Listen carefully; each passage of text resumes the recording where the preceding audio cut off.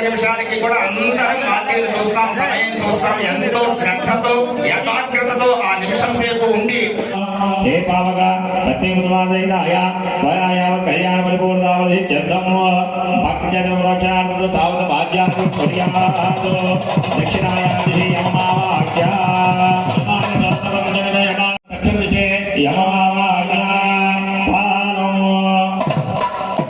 కాలదూతపతి కాలపాదూత కాల మేఘని కాల విధం చక్ర కుల చక్ర కర కాల కారణము కాలకేతు శక కాలహారపతి కాల భోజి హరే ప్రియము దేవి కారు కయోగితమో వితర యమ కాలమజోహితమో నైత్యాంతిషే నిర్జమావాక్య ఓం మోహన పరః పరం చవిభో అంజనరూప మహానరవాహన కట్టరం చవిభో కరై చక్రాతి కళాకుల చామర బృందయుతో భేరికమర్దన పటః విఘోషిత ఏ నిర్దయే పత్నిముద్వాదహితాయ వయావల్పకల్యాణ నవకులాచార్యాది భక్త జన సంరక్షణార్థ సాధు వాద్యాదికం వాద్య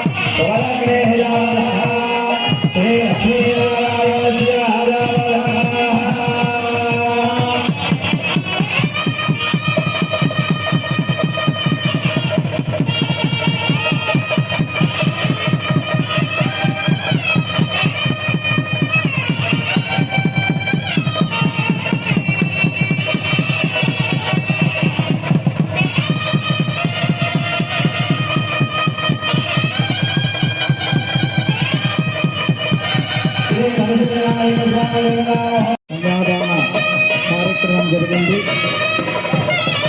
ఈ కన్యాదానంలో స్వామివారికి పాద ప్రక్షాళన చేసి కన్యాదాన సమయంలో ఇవ్వవలసినటువంటి ద్రవ్యములన్నీ కూడా దానం చేసినటువంటి ఆ కార్యక్రమాన్ని మనందరం కూడా ప్రత్యక్షంగా ఇప్పుడు చూశాం. కన్యాదాన సమయంలో ఎన్నో దానములు చెప్పబడ్డాయి. షోడశ దానములు, దశ దానములు, విశేష దానములు ఎన్నో చెప్పాడు. కానీ మన లోకాచారంలో ఒక దానాలు ఉన్నాయి కొన్ని.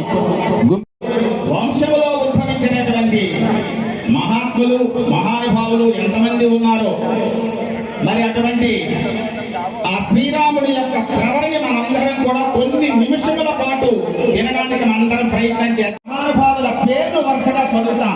అవన్నీ ఒక్కసారి మన చెవులలో పడాలి.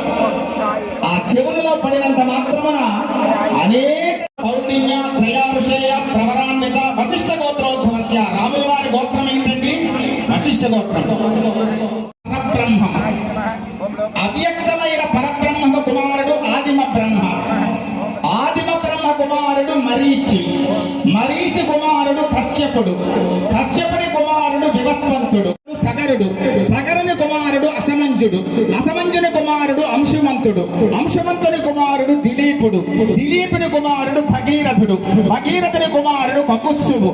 మహానుభావుల వంశములో పుట్టిన ఆ రాములు వారిని ఏ దైవ కళ్యాణం చేసినా సరే ఒక్కసారి ఆ ప్రవర్ణని మనందరం విని ధరించాలి అనే సంకల్పంతో తగలాలి. మాడు భాగానికి తగలాలి. జీలకర్ర మీద జుట్టు మీద పెట్టడం కాదు, ఈ లోపల భాగానికి తగలాలి. గట్టిగా అదిమి పెట్టాలట. పెట్టి ఆ ఇద్దరు అలా చెయ్యి పెట్టిన మరుక్షణం కూడా వరుడులోంచి వధువుకి ఇటువంటి భారతీయ సనాతన వైదిక సాంప్రదాయ గౌరవాలను మనం పాటిస్తూ రాబోయే తరాలకు మనం అందించాలి. రాబోయే